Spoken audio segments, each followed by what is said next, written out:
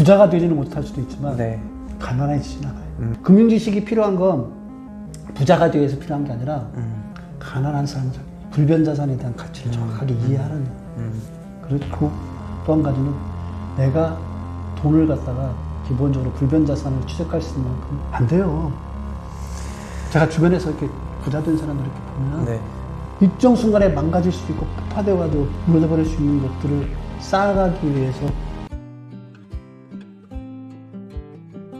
그런 생각 들긴 해요. 뭐 이 금융지능하고 부자가 되는 게 관련성이 있을까? 왜냐면은 뭐 이제 뭐 지금 뭐 현대아파트, 압구정 현대아파트가 뭐 평당 1억 넘어가지고 뭐 몇십억씩 하잖아요. 거의 100억 가까이 되잖아요. 그럼 그때 그 압구정 현대아파트 주인들 보면은 그냥 이제 그쪽 어떻게 털을 잡아가지고 그냥 지금까지 살다 계신 분이 그냥 살다 보니까 그게 아파트가 올라서 뭐 80억, 뭐 50억, 100억이 된 거잖아요. 그래서 그런 이제 어떻게 보면 100억 부자가 된 건데 그리고 또 이제 뭐 재테크 바람이 불면서 약간 뭐 유튜브든 책이든 재테크 컨텐츠들이 쏟아져 나왔고 그 책을 통해서 막 공부를 했다고 하는데 뭐 돈을 못 벌어. 이런 경우가 많잖아요. 이런 거 보면은 아, 우리가 막 금융지식 공부하고 뭐 금융지능 뭐 해가지고 뭐 이런 지능을 높인다고 해서 부자가 되는 거랑 그렇게 관련이 있나? 이 생각 들긴 하거든요. 부자가 되지는 못할 수도 있지만 네. 가난해지진 않아요. 그러니까 금융지식이 필요한 이유는 부자가 되기 위해서는 아까 말한 대로 네. 운이라는 게 따라야 돼요. 운이라는 게 없이 부자가 된다는 것도 쉽지 않아요. 네. 그러니까 흔히 말하잖아요. 그러니까 우리가 계속 그 옷감을 짜기 위해서 옷감 짜기 위해서 시줄을 쭉 쌓아가는 것도 우리가 해야 될 역할이에요. 시줄만 쌓아가더라도 날줄이 와서 이렇게 꽂힌 것들이 안 꽂히더라도 시줄만 쌓아가더라도 기본적으로 가난하게 살진 않아요. 근데 날줄이 와서 운이라는 날줄이 와가지고 딱 꼬아주면은 진짜로 거대한 비단 같은 천을 갖다 만들 수 있게 되는 것, 그런 게 부자이기 때문에 금융지식이 필요한 건 부자가 되기 위해서 필요한 게 아니라 가난한 사람들, 내 돈을 지키기 위해서 필요한 내 돈을 지키기 위해서 필요한 그걸 금융지식이 없는 사람들이 대부분 다 약한 서민의 고리에 빠져서 그 가난 속에서 힘들게 살아가시는 분들이 많잖아요. 그럼 이제 대표적인 얘기로 한다 그러면 금융지식이 진짜 없는 분들 중에 아까 말한 대로 파생상품을 사가지고 그렇게 모아온 돈, 진짜 열심히 일해가지고 모아온 돈 파생상품 샀는데 홀딱 날린 거죠. 뭐. 홀딱 날려. 이런 일들을 안 당하기 위해서 저는 금융지식은 반드시 필요하다. 그러니까 금융사들의 농간에 당하지 않기 위해서 공부가 필요하다. 뭐 그렇게까지 비약적으로 얘기하는 것보다는 그런 구조적인 것들을 이해를 하면은 내가 그 구조적인 부분 때문에 피해를 입지는 않을 수 있으니까. 그래서 금융지식은 부자가 되기 위한 지식이라기보다는 가난에 빠지지 않기 위한 지식이라고 보시는 게 훨씬 더 맞을 것 같습니다. 네.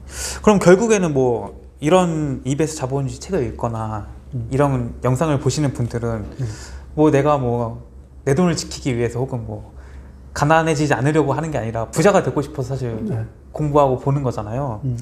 그럼 이제 박사님 생각에는 이 자본주의 사회에서 부자가 되기 위해서 가장 중요한 건 뭐라고 생각하세요? 부자가 돼서 가장 중요한 핵심 요소는 저는 아마 예전에도 제가 얘기했었을 거예요. 불변자산에 대한 가치를 정확하게 이해하는. 그리고 또 한 가지는 내가 돈을 갖다가 기본적으로 불변자산을 취득할 수 있는 만큼 씨앗, 중잣돈을 갖다 마련할 수 있는 이 두 가지 게임이라고 저는 생각을 해요. 그렇게까지 했는데 부자까지 안 올라가는 그건 운인 거고요. 그건 두 가지는 해야 돼요. 그러니까 기본적인 종잣돈에 대한 것들은 하고 그 종잣돈을 가지고서 불변자산에 투자하는 정도의 안목 정도까지는 부자가 되려고 하면 그 두 가지를 없는 사람은 절대로 부자 안 돼요. 근데 두 가지를 가지고 있더라도 100% 부자 되는 건 아니에요. 거기에 하나 중요한 요소. 그러니까 마법의 비법은 운이라는 것들을 운이 없으면 안 돼요. 제가 주변에서 이렇게 부자 된 사람들 이렇게 보면 진짜 중잣돈을 마련하고 사업 아이템을 마련하고 그리고 불변자산에 투자하고 이런 부분들은 잘했는데 딱 그 정도까지만 딱 유지되고 더 크게 부자 안 했는데 더 크게 부자 된 사람은 거기에 일정 시점에서 운이 반드시 따랐어요. 그 운이 없으면은 그만큼 부자 되기 쉽잖아요. 어쩌면 부자 아빠를 두는 것도 운이잖아요. 아, 그쵸. 그러네요. 부자 아빠를 두는 것도 운이라서 운 없이 사실 부자까지 가기 쉽잖아요. 가난하게 살지 않는 건 가능해요. 노력해서. 노력해서 가능해요. 근데 부자가 되는 건 운이라는 것들을 작동하기 때문에 그래서 부자가 되기 위해서 노력하시려고 하지 마시고요. 내가 기본적으로 할 수 있는 것들을 하고 그 과정에서 행복하고 살아가는 것들에 그 과정에 집중하는 것들이 훨씬 더 중요하다고 저는 생각합니다. 어떤 사람이 그 운을 잡을 수 있을까요? 운을 잡는 사람들은 대개 보면 준비한 사람들이겠죠. 그러니까 그런 얘기를 하시잖아요.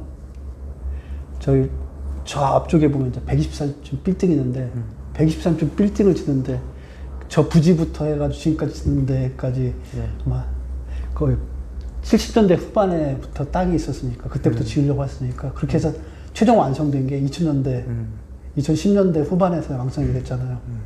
자 그러면 그때까지 완성될 때까지 몇 년에 걸려서 완성이 됐잖아요. 근데 저거 폭파시키잖아요. 네. 1분 만에 폭파돼버려요. 그러니까 부가 만들어지는 데는 그만큼의 오랜 시간을 걸리는데 부가 무너지는 건 순식간이기 때문에 그래서 부에 대한 정확한 개념들을 갖다가 이해를 하고 살아가는 사람들이 행복한 것 같아요.